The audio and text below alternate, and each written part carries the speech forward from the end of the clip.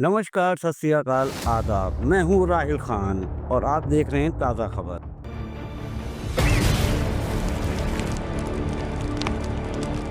बस्ती जनपद से बड़ी खबर मेडी वर्ल्ड हॉस्पिटल हड़कंप था। डॉक्टर प्रमोद चौधरी पर लगे गंभीर आरोप ने मचाया हड़कंप। सामाजिक कार्यकर्ता चंद्रेश सिंह ने खुलासा किया है कि रेड क्रॉस सोसाइटी की आड़ में और सीएमओ कार्यालय की मिलीभगत से मेडी वर्ल्ड हॉस्पिटल आज भी पूर्व रूप से संचालित हो रहा है। चंद्रेश सिंह ने बताया कि नियमों को ताक पर रखकर यह हॉस्पिटल लगातार मरीजों से मनमाना शुल्क वसूल रहा है, जबकि इस पर पहले से कई शिकायतें लंबित हैं। ताजा बातचीत में चंद्रेश सिंह ने किया बड़ा खुलासा। यह पूरा खेल सिस्टम की मिलीभगत से चल रहा है। प्रशासन यदि निष्पक्ष जांच करे तो कई बड़े नाम सामने आएंगे। अब देखने वाली बात होगी कि स्वास्थ्य विभाग इस गंभीर आरोप पर क्या कार्रवाई करता है। बस्ती जिले में मेडी वर्ल्ड हॉस्पिटल विवाद ने एक बार फिर स्वास्थ्य व्यवस्था की पारदर्शिता पर सवाल खड़े कर दिए हैं। सर, ताज़ा मामला क्या है मेडी वर्ल्ड के बारे में? मेडी वर्ल्ड हॉस्पिटल के बारे में तमाम शिकायतें मिलती रहीं। चूंकि मैं एक सामाजिक संस्था और संगठन का पदाधिकारी भी हूं और समाज सेवा का काम करता हूं। भ्रष्टाचार और अनैतिकता अनाचार पर मेरा लड़ाई रहता है। मैं सरकार के भ्रष्टाचार पर भी लड़ता हूं, अगर कोई पीड़ित उपेक्षित है उसके लिए भी लड़ता हूं। और मेडी वर्ल्ड हॉस्पिटल चूंकि एक बहुत बड़ी संस्था है, रेड क्रॉस सोसाइटी, जो इंटरनेशनल स्तर पर काम करती है, उसके यहाँ सभापति हैं बस्ती जनपद के। कौन? Mister doctor Pramod Chaudhary. यह उनका हॉस्पिटल है medi world. Medi world hospital का पहले जो है रजिस्टर पंजीकरण इनके डॉक्टर प्रमोद चौधरी के भाई प्रवीण चौधरी के नाम से था। प्रवीण चौधरी ने भी हमको हमारे संज्ञान में आया कि एक रफीउद्दीन है, रफीउद्दीन के एक्सरे टेक्नीशियन की डिग्री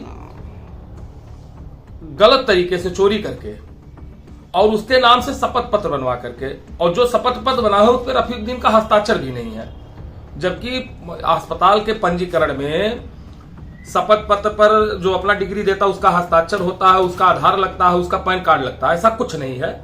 हमने सारे प्रपत्रों को सीएमओ ऑफिस से ले लिया है और जब प्रवीण चौधरी ने रजिस्ट्रेशन करवाया था तब भी गलत तरीके से इसकी डिग्री लगाए थे। प्रवीण चौधरी के मृत्यु उपरांत डॉक्टर प्रमोद चौधरी जो रेड क्रॉस सोसाइटी के सभापति भी हैं और एक डॉक्टर भी हैं, पेशे से डॉक्टर को यह नहीं शोभा देता कि वो धोखाधड़ी वाला काम करे।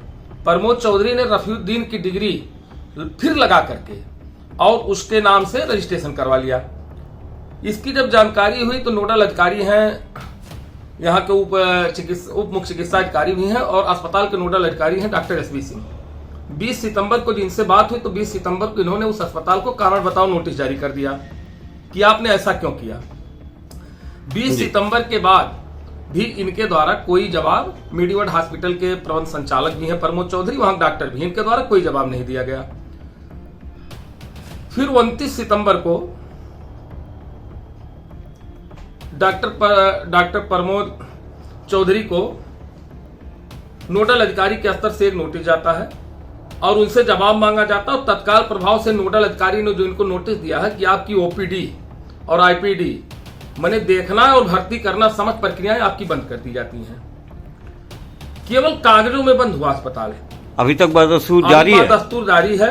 इसका साक्ष्य और पुख्ता प्रमाण है कि हमने 30 तारीख को, अभी 30 तारीख 2 दिन हुआ, पिछले 2 दिन में हमने एक मरीज को भेजा, 49 नंबर पे हमारी मरीज थी, उसने वहां दिखाया, वहां प्रमोद चौधरी देखे, उनका पर्चा है, उनके मेडिकल स्टोर की दवा का बिल है।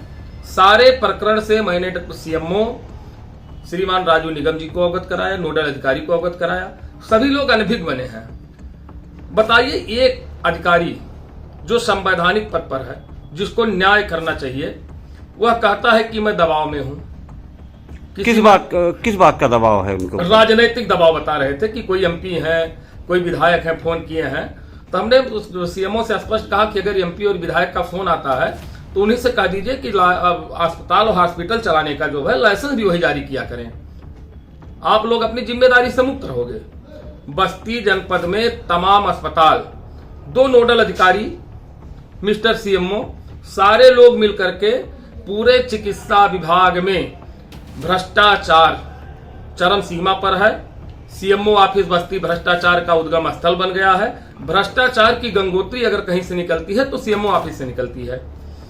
मैं लगातार यहां लड़ रहा हूं, एनएचएम का घोटाला हो, तमाम अनियमित टेंडरों का घोटाला हो, गलत नियुक्ति का घोटाला हो।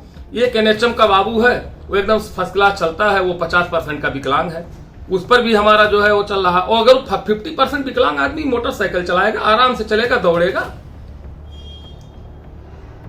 आज सीएमओ द्वारा जिस प्रकार से इस प्रकार से कार्रवाई नहीं किया जा रहा है, ये तो बहुत बड़ा प्रकरण है। आगे भी हमारी लड़ाई होगी। मैं समय लेकर के माननीय मुख्यमंत्री जी से मिलूंगा, क्योंकि मुख्यमंत्री जी के साथ में युवा वाहिनी का महामंत्री संगठन भी रहा। 2003 से 12 तक मैं उनके सानिध्य में काम किया हूं। सारे प्रकरण को उनको भी बताऊंगा।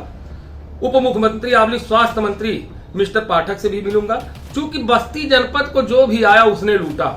तत्कालीन मुख्य चिकित्सा अधिकारी थे mister doctor R S. Yadav, RS. Dubey, इन्होंने भी बस्ती को लूटने में कोई कोताही नहीं की। दो आईएएस अधिकारियों ने उनके भ्रष्टाचार का जांच किया, सारे बिंदुओं में दोषी पा गए। अरबों रुपए का घोटाला हुआ। इनके घोटाले का और जांच का पूरा पत्रावली शासन स्तर पर और माननीय उप मुख्यमंत्री और स्वास्थ्य मंत्री के संज्ञान में है। लेकिन मुझे यह कहने में जरा सा भी विरोध नहीं है कि स्वजातीय होने के नाते लग रहा है कि उप मुख्यमंत्री जी बचा रहे हैं डॉक्टर आर.एस. दुबे को। सरकार जीरो टॉलरेंस नहीं तो जीरो टॉलरेंस पॉलिसी जब से लाई है तब से यहां कुछ जीरो टॉलरेंस नहीं, केवल भ्रष्टाचार, केवल भ्रष्टाचार। सरकार रेवड़ियां बांट करके सरकार बनाने में लगी है, जिससे देश का विकास नहीं होना है। बस्ती से राहिल खान की रिपोर्ट। ऐसी खबरों को देखने के लिए देखते रहें ताज़ा खबर, हर खबर पर नजर।